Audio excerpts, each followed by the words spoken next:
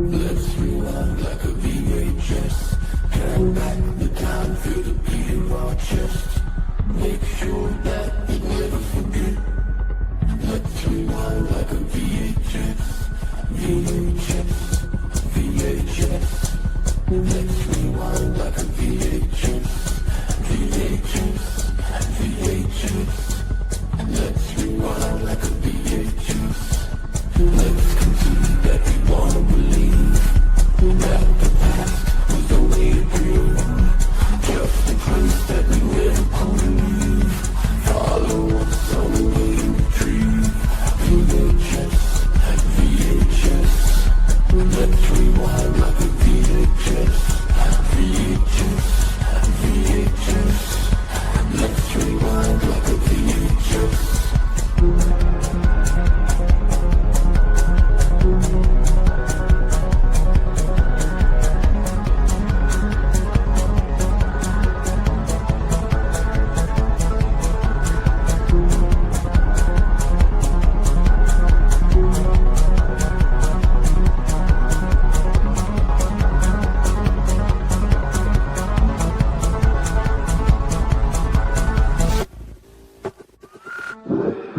Like a VHS, turn back the time, feel the beat in our chest. Make sure that we never forget. Let's rewind like a VHS. VHS, VHS. Let's rewind like a VHS. VHS, VHS. Let's rewind like a VHS. Let's concede that we wanna believe that the past was only a dream, just a place that we never could leave. Follow what's on the way to retrieve. VHS, VHS. Let's rewind like a VHS. VHS, VHS. Let's rewind like a VHS.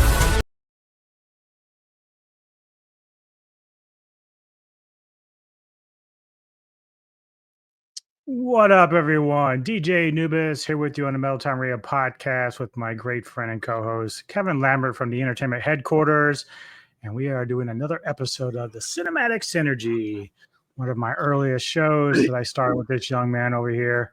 And thank you again, sir, for being with me on another episode. This time, as everyone should know, we go one month to month, alternating picks. Your pick this time is 1995 Screamers. Yes.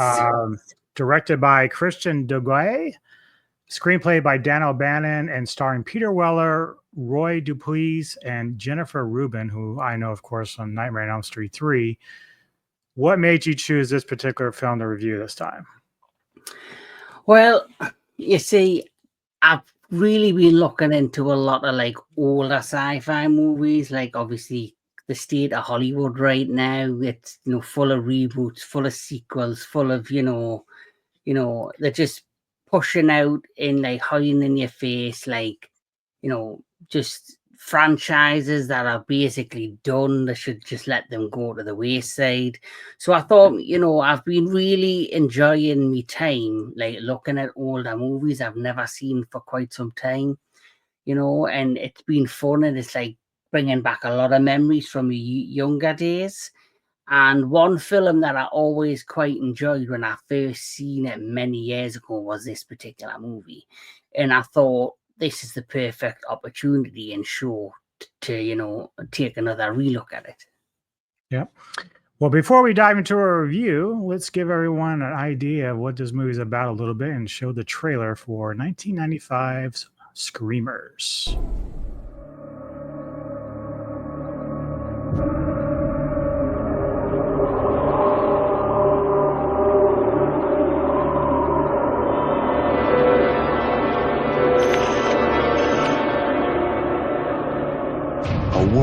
overlooked, and long forgotten by those who settled it.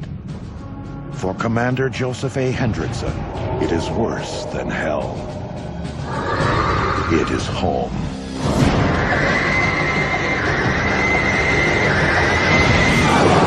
What are they?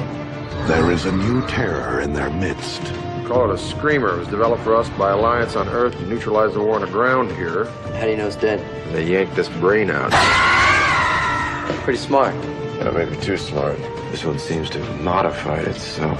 It was designed to protect them from their enemies until it turned its sights on them.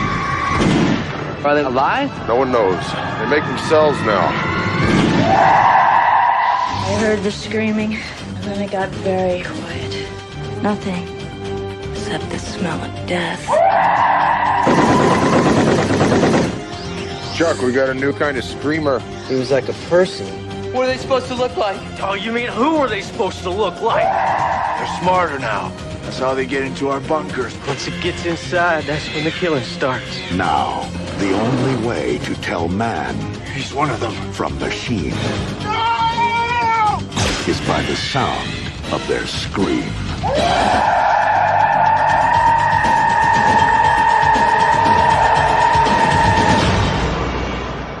Things ain't what they used to be. There you go. Screamers. Yeah. So yeah, basically the plot is about the Earth and like they're in a war for mining minerals on this other planet called 6B, and so it broke out between miners and I guess the government, and so in the midst of all this warring going on, the Alliance created these things called screamers, which were AI robots that would go and like take out their enemy on the ground forces. And so the Alliance wears like bands that would like be red or green if to keep these machines from like attacking you.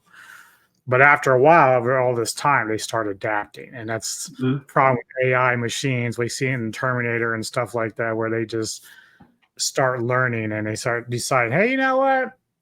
We're the higher species of sorts, and we're gonna take away all the humans. And that's kind of like what starts happening here, where the screamers just start adapting and they start learning about human biology and making themselves into different forms of machines and sorts. So starts out, you see some early on that look like dogs or lizards, and then they end up becoming like people, which is pretty crazy. I remember seeing this in the theaters way back in the way, obviously because Peter Weller, I really loved him and RoboCop. So and also in like Leviathan and stuff like that. So I really enjoyed his work during this time period. But I remember leaving the theaters not as impressed as I thought I might be. However, I can say when we're revisiting it now, I can have a new appreciation. I actually kind of liked your statement before about revisiting some of these old sci-fi films, because initially you're kind of like, maybe I didn't care for it too much, but going back, it's like, okay, I kind of see what they were doing here, which is kind of cool. Yeah, and it's like, obviously, like it said in the trailer, it does have a similar vibe, like that future, apocalyptic world, like say Terminator, or this in many ways could have been like a prequel to the Terminator, where the computers are just starting out before they grow into the T2s and all that. It could have been very well a prequel to that, where the artificial intelligence is starting to progress, and like this is just the early stages of its advancement. But what I really like about this is, like you say, I love the performances of Peter Weller, and I love the one-liners. I love some of the dialogue in this. There was one particular scene where he says, "Oh, I didn't know Shakespeare wrote comic books," which was a fun line. And this whole story, it, like you mentioned, it starts off with the government have sent, like the Earth government have now sent this team to mine the ore, and all of what the resources on this planet, but now you've got like the Mainan Alliance and the Mainas basically fighting the government. And so there's now 2 wars and 2 factions, and they're on the side of the government, I believe, Peter, well as character and his men, and the other side were on the side of the Mainas and the Maina industry. And like you say, the government decided to create these artificial intelligent disc-like machines that are under the ground that if anyone goes near them, they can pick up your heat signature and they go after you. And like you see, you've got the little armbands. If it's got the green on, you're protected. If it's got the red on, you're a target. And the film basically starts out where he's at its depth of like, I'm stuck on this shithole of a planet. There's no booze. There's no good food. There's no women to fuck. There's nothing. Yeah, I think he had a family, at least a wife, and he lost that in the process because it's been so long that who knows if she remarried. Like he talks about it like he doesn't even want to go back, or he does, but it's like he doesn't really expect to have her there when he gets there. And I love the start of this movie in terms of you see the darkness and like the dankiness in it, how like this planet's like just there's nothing there. It's just like a rural desert with hills and sands and rocks and all of that. And then at the beginning you see this soldier who's heading to their encampment, and he's from the other side, and he's got some sort of like canister in his hand, and he's there to deliver some sort of message. And as he's approaching the encampment, we get our first glimmers of what a screamer looks like. And the reason that they call the screamers, like mentioned in the trailer, is because obviously it has like the screaming noises, like the motors within the machines, and it sounds like screaming. It's like the mechanics in the device, in the machine, and also the buzz saws that are spinning underground, which when they get to you, they'll cut off your arm, they'll cut off your head, they'll cut off your legs. And for me, the first scene is the soldiers trying to get to the encampment, and they're willing to allow him to come because he's there with some sort of message from the other side, when suddenly we get our first glimmers of a screamer. Yeah, so he's from the other side, obviously, and he's making his way to this compound. And the people that are guarding it, they've got these big cement barricades that they're in. At first, they're kind of like, well, who's going to take the shot? Because like they have sniper rifles and shit like that. So they're kind of like looking to take him out. But then they also start questioning, like, okay, well, it's just one guy. Why is he coming here by himself? Like, he's not attacking. He's just trying to come there. And of course, he's got this like container that's a message of sorts. But when they get ready to shoot him, they're just like, they start seeing that the screamers are making their way to do their job. They're coming to take him out, and they do. It's like pretty nasty. Like even for the soldiers of the Alliance who know what the screamers are about, they can't really take it because of how brutal these things are. When they take you out, they just take some limbs off. They're just not very quick about it. They really like torture you almost to the point that when they take out the humans. So yeah, that's basically it. And then they get in touch with Commander Joseph Henriksen, played by Weller, as well as some other people. And I forget who I think Chuck is that Ron White? Is he like the best friend guy? I can't remember. He's like the co-commander. So yeah, obviously, Weller's character, he is like the commander of this bunker, the governmental side. And then, he's Joseph A. Henriksen. You've got, was it not, I cannot pronounce his name. Is it Private Ladowski? Private Landowski. Landowska. Okay, so Private Landowska. Yeah. So I think he's like the next commander. Oh no, that's the lady. Yeah, I think Ron White, who plays Lieutenant Commander Chuck Elbarak, I think that's him. Right. So they're like kind of good friends. Like they've known each other a while. So I think it's Hendrickson that goes out there to retrieve the message thing. So he's got it, and then they kind of come in and it talks about how this guy made the trip to try to get them to come out and meet for a peace talk. Like they want truce between the factions. And then this, of course, leads to Hendrickson calling headquarters. And he's like, yeah, we got a guy that showed up with this thing. And then like, but we don't know like what the intentions are. We don't trust it. But headquarters is like, well, we're actually trying to work out a peace deal with them. So you should stand down and then try to reach out to them however you can.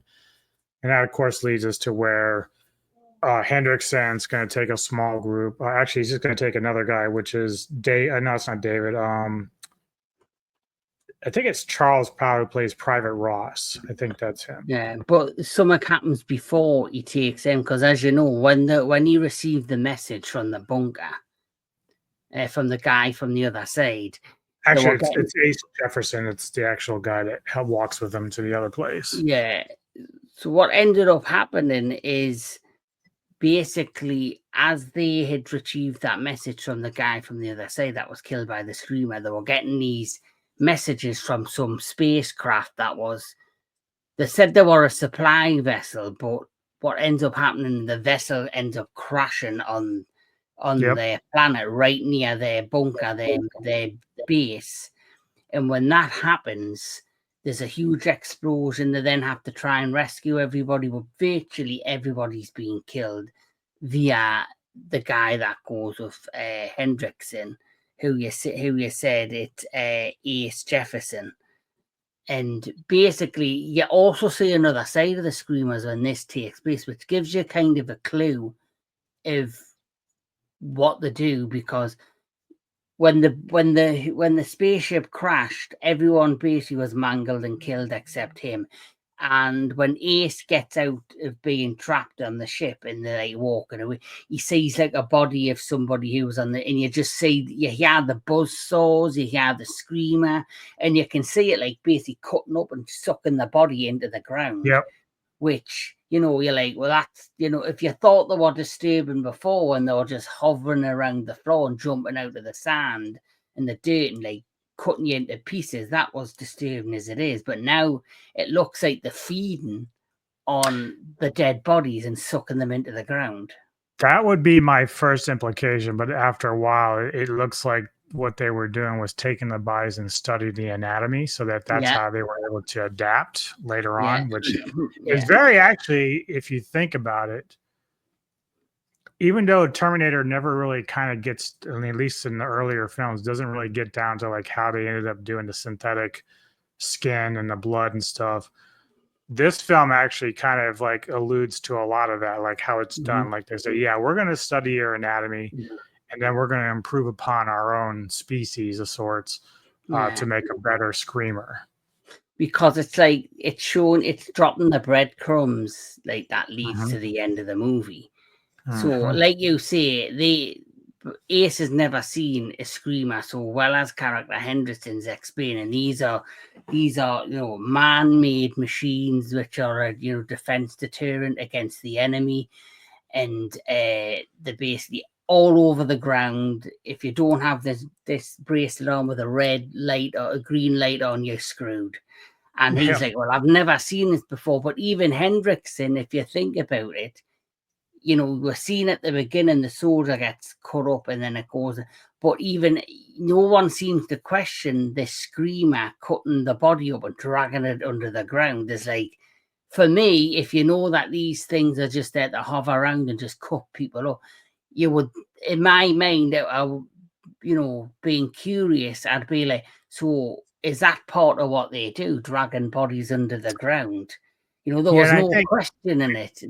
I think when the messenger came, Hendrickson, I think he was kind of like weirded out by it, because obviously the one Screamer was trying to take the hand with the message in it. so he had to shoot it to destroy it. And so then he grabbed the message. But like, yeah, it's like a combination between trying to take the body to learn from it, then also it looks like they were trying to prevent him from spreading that message to the other side. So this whole movie does a lot of crazy shit like that. But yeah, like after that, like even though Hendrickson sees that, he doesn't really mention it again. He doesn't mention anything about why they're doing that. So it's kind of interesting. Yeah. So anyway, like there's more breadcrumbs dropped that nothing seems to be as it is, because when Hendrik gets that message and he, contacts headquarters and say, "Oh, right, guess what? We're making this. We need to go to the base and make sure that you make up and you keep the treaty alive." But then Ace Jefferson drops like things like when they say the commander you spoke to has been dead for nearly 3 years. So how can you have a message from him? And that's when Hendrickson now starts to believe that there's no chance of them ever going home, that they're getting told, like, it was a holographic message that they received about this peace deal. So in his mind, he feels he's being screwed over. He feels as if they're just getting told what they want to hear. And they're basically just keeping them there on this dead-ass planet, they're rotting to die. And in his mind, he's like, I don't want this. I'm not staying any longer on this shithole planet. So I'm going to really figure out what the fuck is going on. So he takes his cigarettes, he takes his gun, he grabs Ace, and he decides, I'm going to be the one that goes to the Alliance compound on the other side. And I'm going to discover what the hell is truly going on. Yep. So yeah, so he and Jefferson are going to go to make their travels over to the other compound, which again, because of the message, it says that we're not going to attack you or anything. And plus, since they feel comfortable because they're the Alliance, they have the bracelets, they're not too worried about the screamers, even though you kind of keep a watchful eye to make sure they're not like malfunctioning and some crazy shit, because clearly you have to make sure your bracelet is working so you don't get attacked. But as they're making their way, they end up spending the evening midway through the trip, and they're still able to kind of keep some sort of communication with the compound where they came from. But one night while they're resting, they hear a voice, a kid's voice, and they come across this young boy named David, who's carrying a teddy bear, and he seems like despondent or just like kind of lost. Like Hendrickson's like, well, how you been avoiding the screamers? And I forget what he said, but he's been able to kind of like avoid them somehow, almost like Newt from Aliens, just being able to hide away without being detected. So yeah, they're just kind of camping overnight. They end up getting attacked by what is considered a type 1 revised screamer. And this is one that looks almost like a little rat or an animal, lizard maybe. It has like claws and shit. So this is a new type of screamer that attacks them. And this is something that Hendrickson notices is like it's different than the others that they've ever had. And, obviously concerns him. He's like, that means they're kind of adapting a little bit here. So they're changing up their ways of fighting and killing things. So anyway, the following day they start making their way again, and they're making their way to the compound, and we have a couple of guys. We have Richard Cooper, played by Roy Dupuis, who I thought he's a really good villain in this, so to speak, like as far as the asshole guy for the other side. And I guess Private Ross might be the other guy with him. I think that might be the other guy that's with him. They've got their scopes on the three of them approaching the compound. Now, he's looking, and he sees them, and then next thing we know, he shoots David the boy and just destroys him. But then as Hendrickson goes to help the boy, he realizes that he's a machine. Like he's got the parts of a screamer inside him. So now it's like even crazier. Like, you know, Hendrickson's like, why the fuck didn't he kill us? Like, what was the point here? Now I already know the reasons why, and you know the reasons why, but they act like they don't know the reasons why, Yeah. right? I remember you said you seen this in theaters. So Yeah. I could imagine your face when you first seen the scene where they kill the kid, David. Because obviously Yeah. I would have been like, fuck, this film's gotten really dark, really Yeah. fast.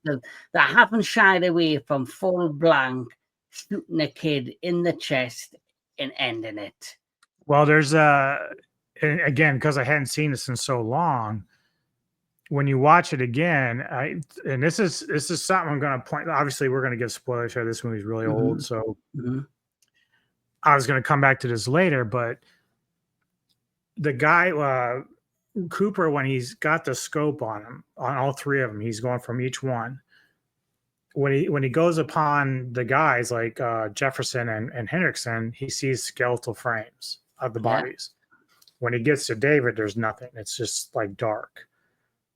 And so maybe at first you're kind of like, well, what the fuck? But then it kind of tells you after he's shot him, like what's going on. Yeah. My issue with the film, it's a minor one, is that we never see these rifles again, because you remember towards the end, Hendrickson's like wondering who's human, who's not. It's the whole paranoia thing. Yeah. And I'm like, well, if I had that fucking gun, that's what I'd be looking for, looking through it, trying to see who's what. You would have took one of them guns away with you, yeah. But like I said before, though, how the screamers can detect you is they pick up your body heat. So when they had the gun, that's why they could see the skeleton, like shape of the skeletons and the redness throughout their body, because they picked up body heat. But when they picked up on David, like you say, it's nothing but black shadow. So immediately you're like, well, in your mind, well, something's not right there. But also, you know, another thing which we'll get to at the end, because we have to mention, the one thing with David as well, he's got this teddy bear that he's constantly attached to. He's holding this teddy bear because you do get this moment where him and Hendrickson are bonding, and Hendrickson doesn't really want to take him because he's scared it's too dangerous to take a kid with them. And he has like this really friendly moment with the teddy bear. So they build this scene that he's bonding with this child, and then you think it's going to be maybe like a Newt and Ripley situation before we get to film's end, where he's bonding with this young boy and he's lost his family, like Ripley lost her daughter in Aliens, and you think, oh, well, they're building up this scenario where he's going to bond with this young boy, and in the end, it's probably going to be down to him saving the boy or some sort of scenario. But then the higher total thing out there, which you don't see coming, and the boy gets shot, and like you say, when he falls, Hendrickson's the first one on the scene to try and see if he can save him. And you see all the mechanical parts within his body, and then he does this massive scream, which then it hints that he's a screamer, and obviously he has to take him out. Yeah, and I think that's kind of the because there is a cool moment when David gets shot, that you can tell Hendrickson's like distraught. He's like, oh my God, they just shot a kid. Like, you know, they're breaking the truce and then they're shooting this kid. But then he sees what's going on within the body that's been shot, and like it starts screaming and it starts doing its thing. He's like, holy fuck. So anyway, Cooper and Ross come out, and, you know, obviously they're talking to Hendrickson and them, and, you know, Hendrickson has explained that, well, we got a messenger from you saying that we wanted to talk about peace. And, you know, of course, Ross and Cooper, they're kind of like in the same, like in a worse situation than the other compound is, because the other compound has at least a few good people there. Yeah. This one's like bare bones. Like, they've been through a lot of shit and they know about these screamers and whatnot. So Cooper is telling Ross, like, yeah, we're gonna go ahead and trust him, because we ain't got no other choice at this point. You know, we got a lot of shit going on. So they bring him in, and we get introduced to pretty much Cooper and Ross. There's a lot of like tension there, obviously, from the war and everything. But then we get also introduced to Jessica Hansen, played by Jennifer Rubin, and she's a bit of a character in this because she's a bit more loose. She's like, put your guns away, boys. Enough of this dick waving shit. Like, Yes. she's bringing out this booze. She's already succumbed to the idea that she's trapped on this planet and she's not going to spend it being angry at everybody. She's just going to kind of chill and drink her way away, I guess. What did you feel about all this introduction here? Like you say, it's like the ragtag of who's left of the other team, It's like you've got the one who's super paranoid, who has a one-line word throughout the whole fucking course of the movie, which is "Get off my back, man! Just shut up! Get off my back!" Just get off my back. He says it 20 times, but it's done purposely to lead to the events that happen later. And then you kind of have this guy who you think, yes, he's a soldier, but you think he's a bit psychotic. He's like, he's a loose cannon. And then you have the really hot commander chick who's like, she just didn't give a shit. She's like, this is my bunker, have some whiskey. Yeah. And, and it's just like basically the female version of Hendrickson. It's like the vibe they're giving off. Yeah.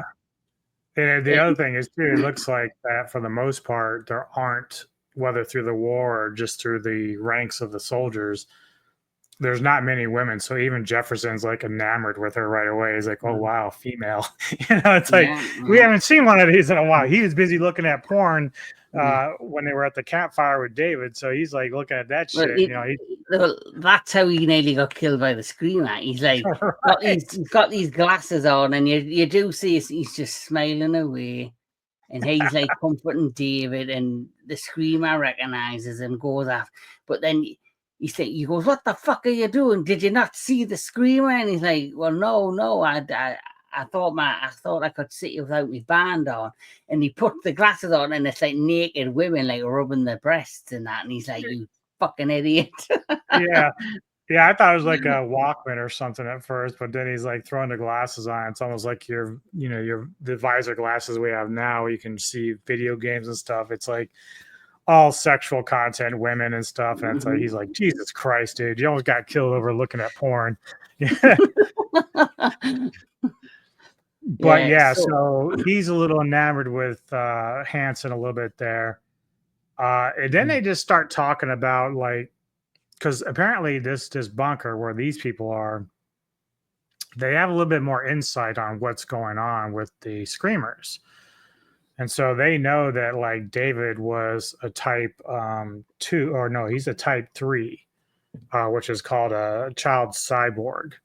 And they mentioned type 2, which was a male wounded soldier, which was used to kind of like bring, other soldiers in it's like a trap, basically, So this is where Hendrickson and Jefferson are learning that these Screamers are really adapting fast. Like, they're really starting to learn how to improve themselves and deceive themselves. And so I think even at one point, they call back or get a hold of the other compound. And that's when they say, where I think it's Chuck says, yeah, somebody just showed up, a young kid or something, and we just took him in. And he's trying to tell them, like, no, don't let them in, because he knows what they are now, but they don't, and he loses transmission.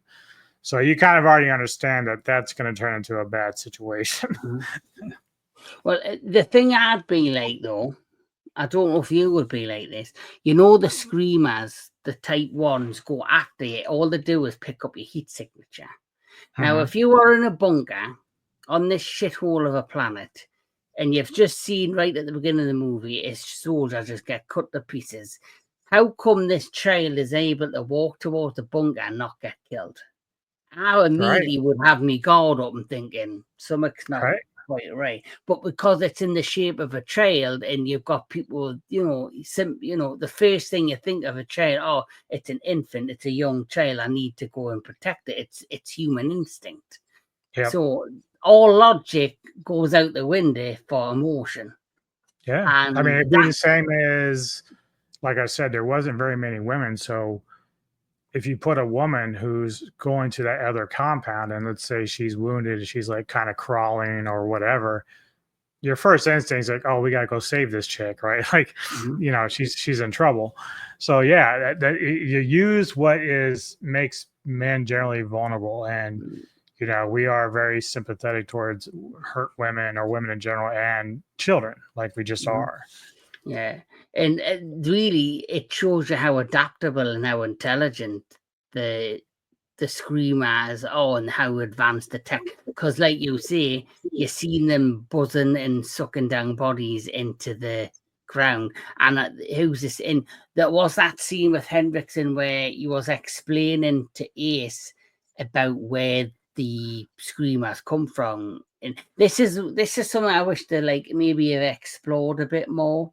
They went to the home base where the screamers are made, because the base he says, "Oh, there's a facility underground which just keeps reproducing screamers. It's automated, so screamers are constantly being fed out onto the ground under the soil." And he goes, "Well, who controls it? Who's in control of the screamers? The manufacturer now? What if the machines break down? Who fix?" He goes, "I don't know. It's just there. It looks after itself." So that straight away is a telling sign of how adaptable and how crazy this scenario is. The fact that a government has created some sort of manufacturing plant that's automated under the ground to create these war machine type things, and nobody's in control of it. There's no kind of control, there's no accountability of what these things are capable of. Yep. So yeah, so they kind of start going through, and then they start realizing that the actual transmission from the headquarters of the Alliance was actually not true. It was a false thing. It was something set up by probably the Screamers to kind of like get these, like the idea of these Screamers are just trying to draw out these humans to kind of just take them down and take over the planet. And then they're trying to find a way to get off the planet, which they haven't quite figured out yet.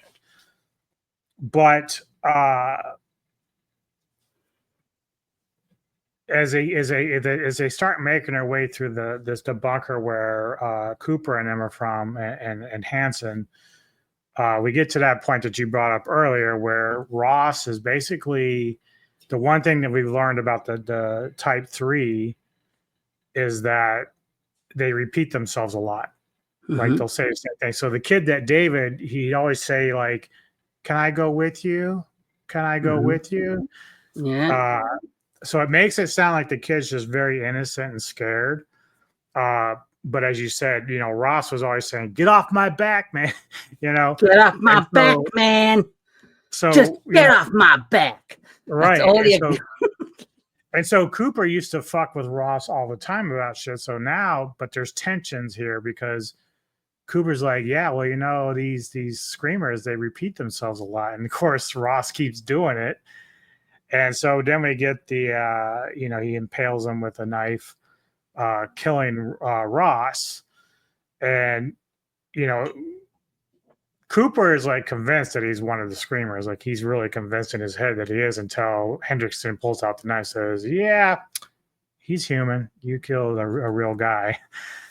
And so now like everyone's kind of looking at like, you know, Cooper like he's a madman, like, you know, and and that he makes it. And actually, like again, Dubois, who plays the character, does a really good job. Like he's actually kind of a cool looking guy in this. So I would have liked to seen maybe more fighting from him than we got, but he definitely played the asshole quite well. So what did you feel about that when that twist happened there?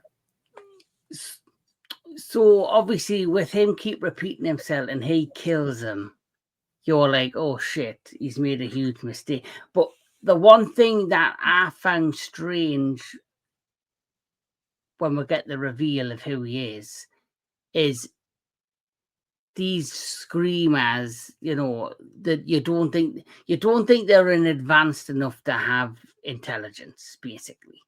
Right. Or that level of intelligence. So the fact that he killed this innocent man, who you think's a screamer, but technically could have still been a screamer, which we'll explain later, because like you see shadows, but you don't see blood. But as the film progresses, we see that the screamers are capable of featuring like blood. Yep. And so he could have still have been a screamer, but I just thought I think they did that to throw you off the scent of who the actual screamer in disguise. Oh yeah, this whole movie is just like a build up. Just keeps building and building and building. Yeah. So the group, the remaining four of them, make their way back to the Alliance compound where Hendrickson and Ace are from. And this is like this is probably one of the creepier parts of the movie for me, because they're Hendrickson's trying to contact Chuck and says, hey, we're here, let us in. And Chuck says, yeah, come on down. We hear that whole like repeated stuff, right?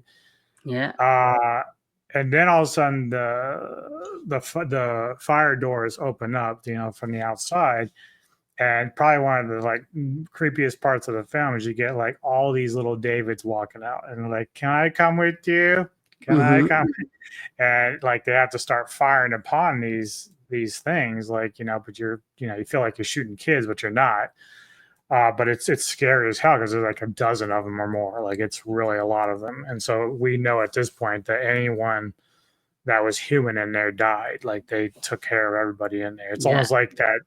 Again, I'm just going to point back to the original Terminator. You get that Terminator, as they described it, as they became more and more human in the way they looked, he would infiltrate those rebel bases and get in and just start annihilating them because they didn't detect it. That was the whole point. That dogs were supposed to detect them.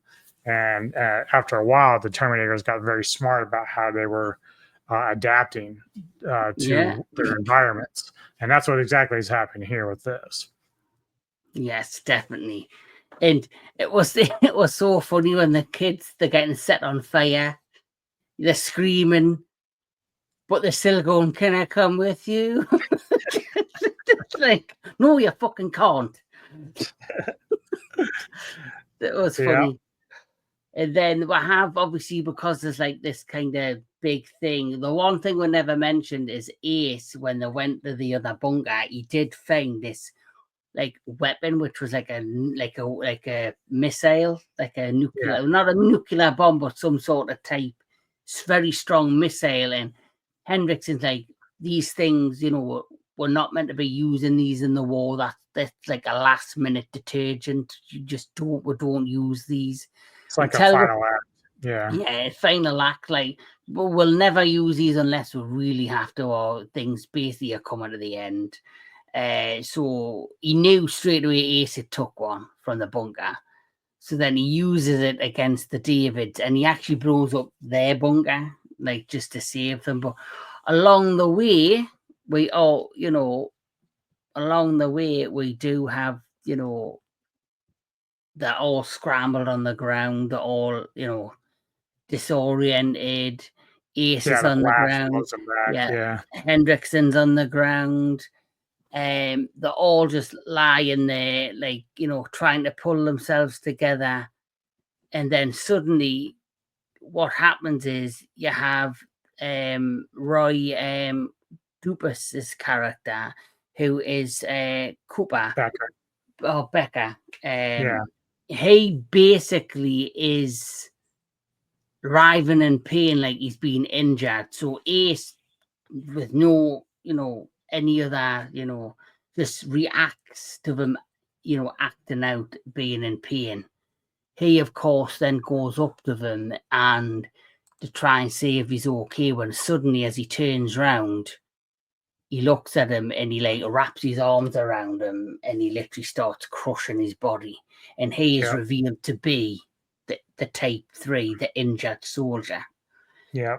Which I found was a great twist, because when you think about that, when it's an injured soldier on the ground, you're just going to assume when you're walking, you're going to see like a soldier on the floor already injured, and you're going to run to help, and that's when he's going to stray.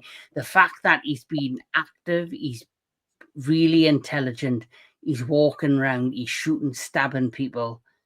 And he is then obviously on, once he's shot and injured, I think it must send, like, how I took it, he's acting human, normal.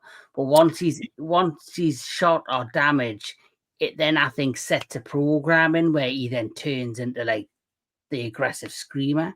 Well, they did a good job as a director. He went and he set him up for one. He set us up with Cooper / Becker. Is both names. I don't know why there's two names, but they set him up to be like the big asshole. He kills Ross, thinking that Ross is a machine, but he's not. But then there's a scene where after that where Becker's walking with Ace and they're having this like really cool talk. Like it's like Ace almost like admires him in some ways because he is kind of a badass. So it's a nice setup that you're getting this like camaraderie between the two of them.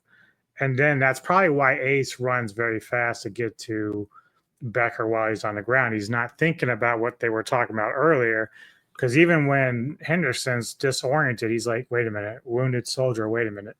And before he can actually get Ace to pull back is when Becker grabs him. And I mean, he's grabbing him like to the sides like this and crushing him. And it's just like this coldness that takes over in Becker's face. It's even worse because now, again, the Screamer's adaptability is even more now. Like they have a better dialogue. He's like, he's actually trolling the fuck out of Ace. He's like, yeah, you didn't think this, did you, buddy? And he's like, he's just like trolling him. And it's like, you just feel bad for Jefferson. It's like, fuck. It's like, I see, it's like that particular Scream is programmed to act normal. Like a normal person, just do your duty, shoot, kill. But once you are shot on the battlefield, it's like a switch goes off and they're going to kill mode, which is like what happens. Like you said, they had this moment. You thought he was just an asshole, soldier with personality, grumpy, and as you're on the battlefield, you're at war. How would you be if you went to war? He's giving off vibes of I'm just this, soldier doing me duty, but I've got like a bit of an asshole personality, and then when he gets gets damaged or gets hit and he's now there, it's like a switch goes and he goes into kill mode and he just doesn't give a shit anymore. It's like that's and him and Ace did have like this moment where they had that moment of bonding. So Ace, like I said to you before, the Screamers are doing things to play on human emotion to like suck you in. And so basically him lying, reaching, retching in pain and, cold in his stomach's in him and hurt, I'm injured, and him going over to see him, that's just, that's a natural reaction. Yeah. So because of that, he stuck at and pulled him in, and the next thing you know, bang, he killed him. Yep. So eventually, Hendrickson dispatches of Becker, the machine. Like they managed to take him down, even though it's much tougher at this point because, again, they're adapting, they're getting stronger, more defenses. But they eventually do take down Becker. And then Hendrickson tells Hansen that there is a spacecraft inside the compound on the lower levels that they can use in emergencies to get off the planet. Mm-hmm.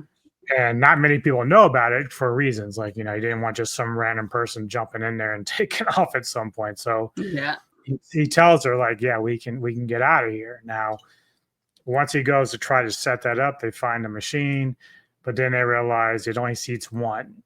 And now you have to understand also after they destroy Becker, there's a quick scene because one thing that Hendrickson's doing is collecting these microchips that each one of these Screamers had. They adapt, and so he's like they change form. They look a little bit more fancy. Well, didn't he in the base because he knew there was a Type 1, he knew there was a Type 2. He now knows of a Type 3, which is David the Child android.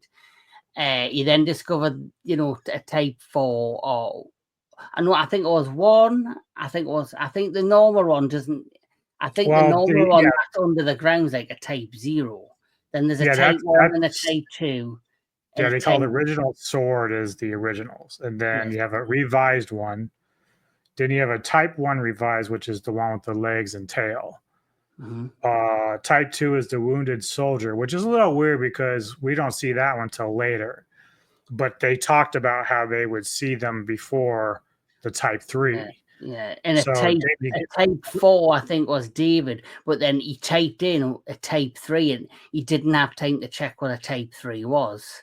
no, Type and- 3 is actually David. So Type Oh. 4 would be the next one in line, which I think, like you said, he's trying to get the information from the database, but because he's being attacked, he had to like run away from the machine. So he never got to see what it was. And there's actually a Type 5 too. Yeah.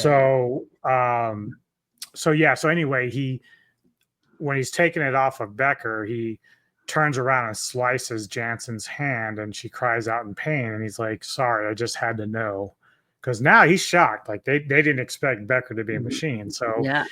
he's paranoid. So he's like, "I'm really sorry.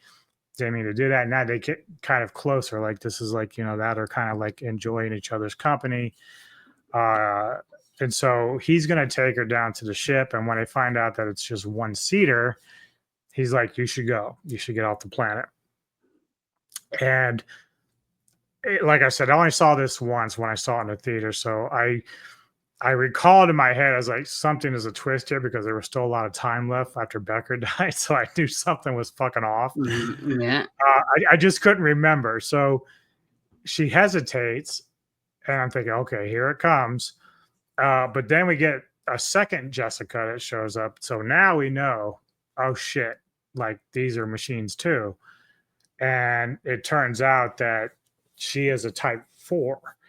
And as the other Jessica states, is like, yeah, now we can feel them more, we can fuck, we can do all these things. And she's kind of got like this very sinister smile on her face. And it's at this point that Hendrickson's like, pretty much like, dude, I'm fucked. I'm toast here because like I got two female machines here that I'm really fucked. He's mad, like he hit the one because he was feeling feelings for her, like he felt for her. But then we get this interesting scene, which really, again, it's something that even the screamers can't foresee. They're adapting, but they're adapting further than they thought. Mhm. And so as the second Jessica goes to try to kill Hendrickson, the first Jessica comes in and starts fighting her to defend him. So now we're seeing like the AI is really learning. Like she's able, like the other Jessica was able to learn how to love or how to care for a human. And so even though her initial programming wanted her to get off the planet, now she says she actually cares for the guy.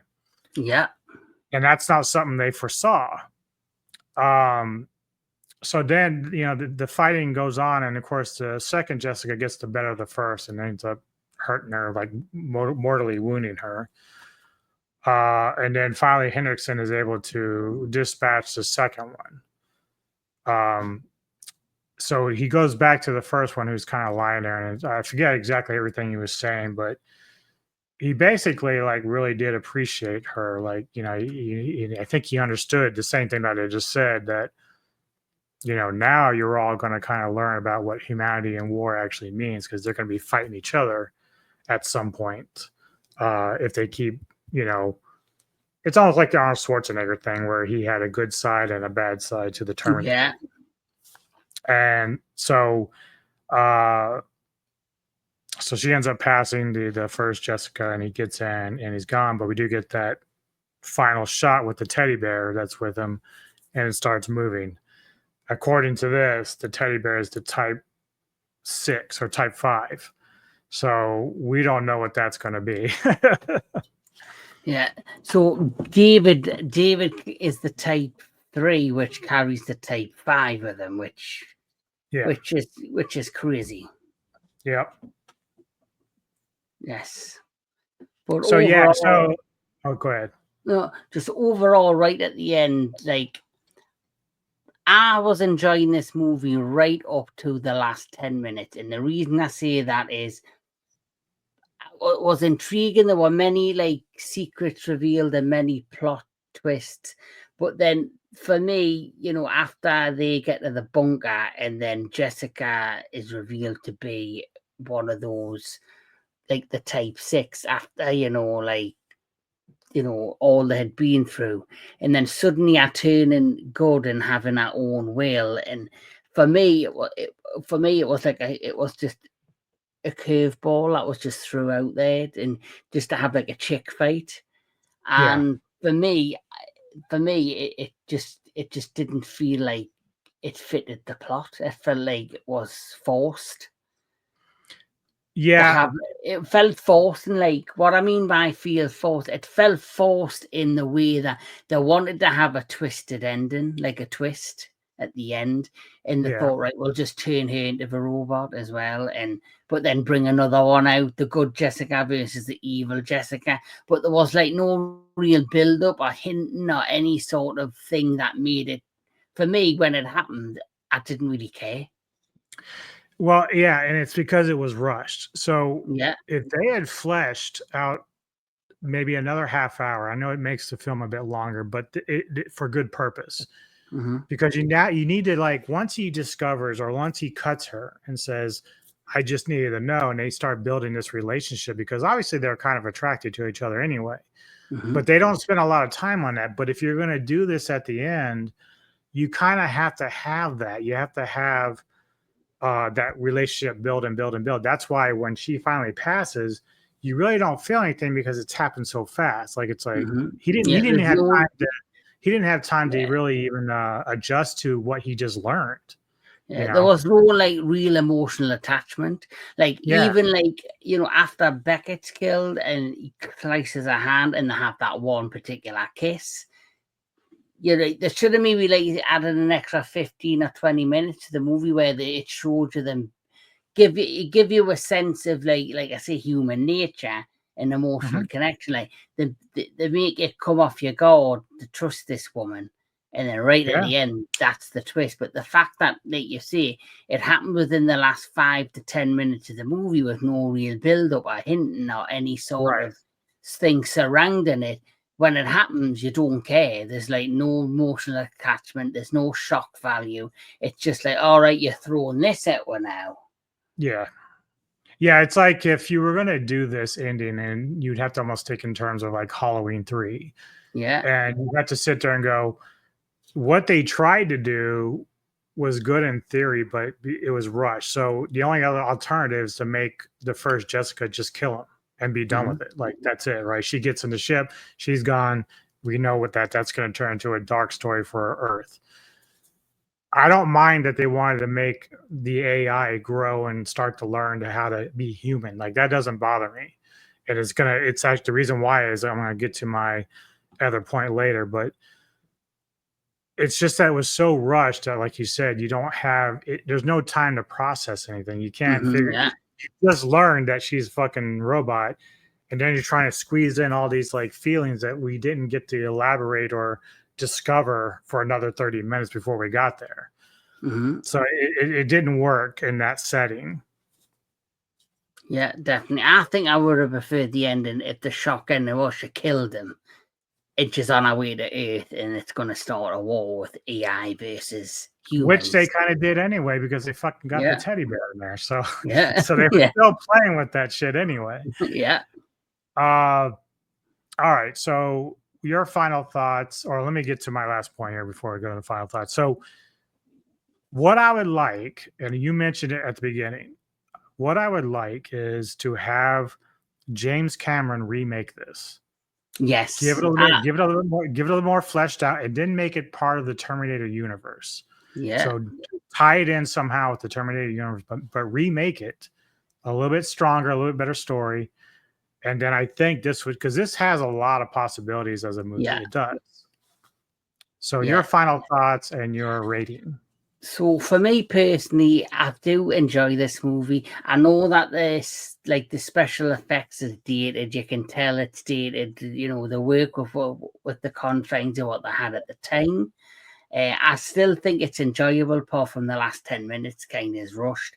I like the influences. I could clearly see it was influenced by Blade Runner, Terminator, I even seen Invasions of the Body Snatchers in this. Mhm, You mhm. know, when David screams when he's set on fire, it's like when the aliens are discovered in Invasion, when they have that scream. Yep. It's definitely influenced by classic sci-fi. I like the fact that they try to throw you off the beaten path and you know, try to trick you with some of the reveals. I do think it's one of Wella's, despite them not doing well at the box, I do think it's one of Wella's best performances. I like his character. I like these one-liners. It is something I wouldn't probably revisit it again for a while, but it is something I probably would revisit. And like you, I very much would like a remake of this. If they could make this with modern technology and give it to a director that could really do something with it, and Yeah. maybe, you know, make it dark. I wouldn't want it made by someone like fucking Disney or Blumhouse. I want it made. No. I Don't want waste it your time if made. you're not going to do Yeah, it right. Don't yeah. waste I your want time. it like I would want it to be remade by somebody like even him who does the John Wick movies. Like he's all about action and delivering stuff like that.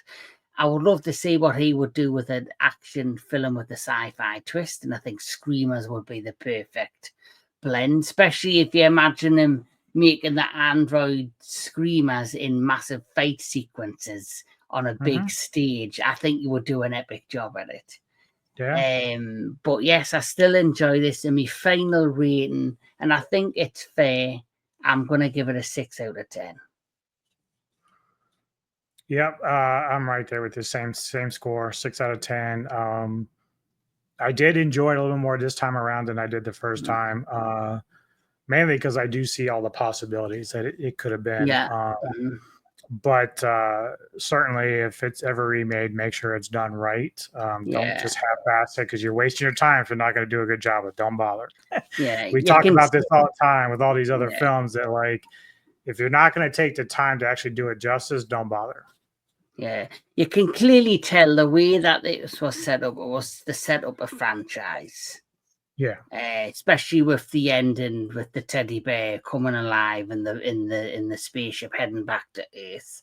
You could clearly tell they were thinking, right, we've got a Terminator, we've got an alien, we've got Invasion of the Body. Why don't we make a film that combines elements from all three films and build it into a franchise? And that's clearly what this looked to do. And if anyone takes another shot at it, which I do know it did get a sequel many years later, which I think was straight to video sequel, which I have not seen.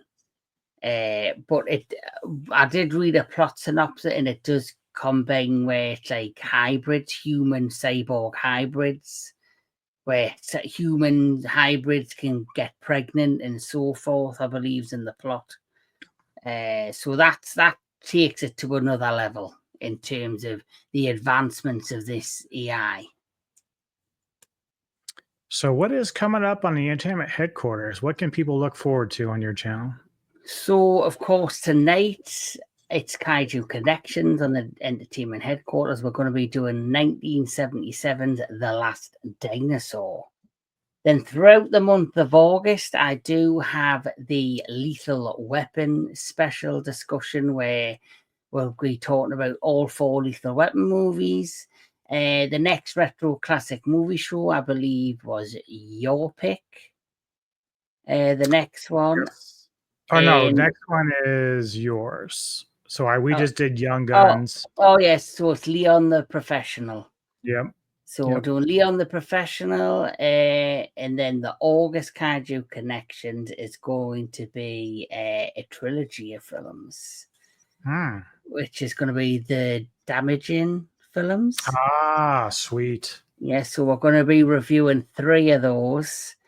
And then the next Into the Darkness is going to be it's going to be the Psycho franchise. But for my pick, the next pick is your pick, sorry, for Cinematic Synergy. Yours will be September. Yes. So I'm looking forward to what you've got for us in store next month. So what are you picking in September? Do you know? Yes. What you doing? So we're gonna do, since I've got a theme coming up on my channel in September. It wasn't meant to be, but it's kind of just turned into one, because we're doing the Akira Kurosawa 4-film special. We're doing that, and then to add to that, we're all going to be on this particular show. We're going to do 47 Ronin. Oh, I haven't seen that in a while. With Keanu Reeves.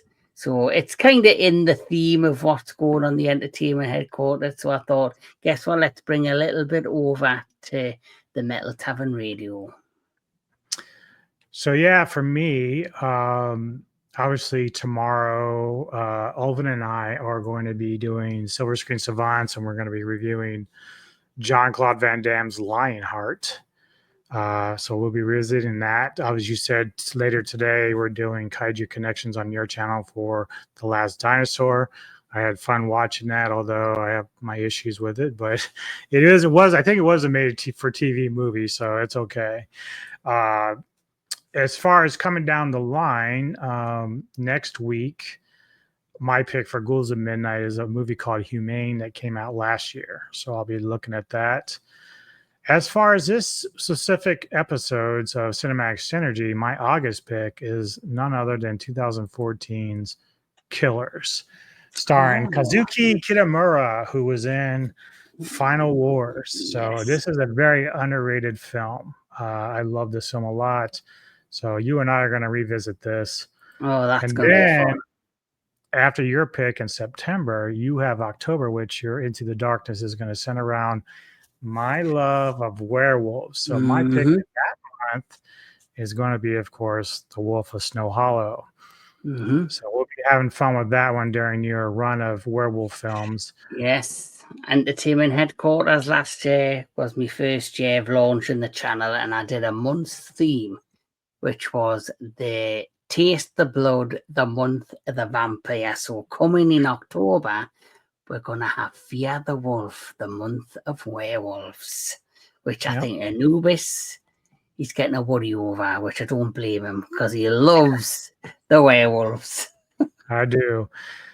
Just to go along with your theme in September, though, about the samurai, because, we're going to be doing a lot of stuff there. I know you and I have talked about it. You're going to join me for one of my Lone Wolf with Dub episodes, and we're going to review Donnie Yen's Ip Man. So that's going to be a lot of fun.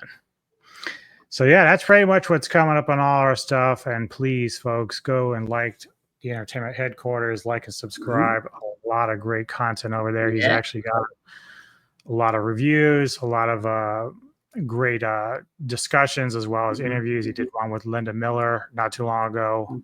Great woman, great actress. Check that out for sure. I'm still trying to work. And I love being on the Metal Tavern Radio. It's all about friendships and putting good content out there. And like you say, you are doing a great job with your channel. I'm still working on getting me interview with Lewis Sander, who plays Tigger in the Blood and Honey films. But I do believe he's been that busy. He's just done 2 films in a row filming, and he's actually away filming the 3rd Blood and Honey. It starts production. I'd almost love to fucking talk to him, because Tony and I reviewed a couple of the films in that series. So he'd be a lot of fun to talk to. Yes. So when we can schedule it, hopefully I'm going to bring them onto the Entertainment Headquarters and talk about them particular movies. I'm going to talk about the Twisted Childhood universe, which is what it's called, which we're going to do. I think I heard, because this is something I will go check out if I can. Bambi the Reckoning, I think, got released in theaters. I think that's out now. So the movies that they've got so far in the Twisted Childhood universe it's Blood and Honey 1, Blood and Honey 2, then it's Peter Pan, Neverland Nightmares, then it's Bambi. Popeye the Sailor Man. No, Popeye's not a part of it. It's not? No. I thought it was. No, it's after Neverland Nightmares, it's Bambi the Reckoning, then it's Pinocchio Unstringed. Yeah, Pinocchio. And then it's going to be Love and Honey, it's going to be Blood and Honey 3, and then it's going to be Monsterverse Assembles. Oh, that's funny. That's great, though. Yeah. Well, thank you as always for joining me today, sir. It's been a pleasure, and I will definitely be seeing you later on tonight for The Last Dinosaur. Please like and subscribe to the channel. If you have any comments about this movie, what do you think? What would you like to see if they do a remake, or do you think it's fine as is? If not, let us know. And as always, we do take recommendations. If you guys Yeah. want us to review something, just spit it out and we'll put it in the list, queue it up, as they say, and then check it out. But thanks again for the support. Go and like and subscribe to the Entertainment Headquarters, and we will see you next time on the Cinematic Synergy. Take care, everybody. Just a bit for you.